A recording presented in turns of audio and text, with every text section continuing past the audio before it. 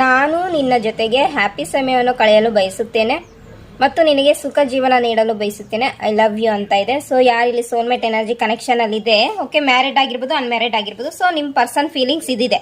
Okay, ನೀವೇನಾದ್ರು time spend ಮಾಡ್ತಾ ಇಲ್ಲ ಅವ್ರ ಜೊತೆಗೆ ಅಂತಂದರೆ ಟೈಮ್ ಸ್ಪೆಂಡ್ ಮಾಡಿ. ಅವ್ರ ಭಾವನೆ ಇದಿದೆ.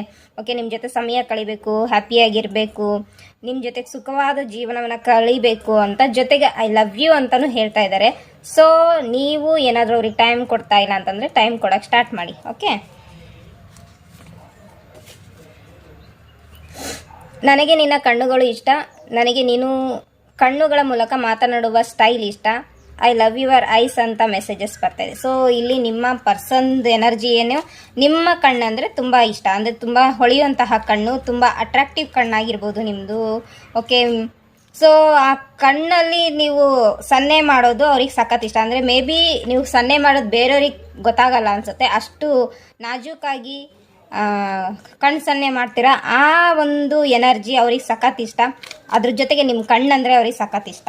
ಓಕೆ, ತುಂಬ ಇಷ್ಟ.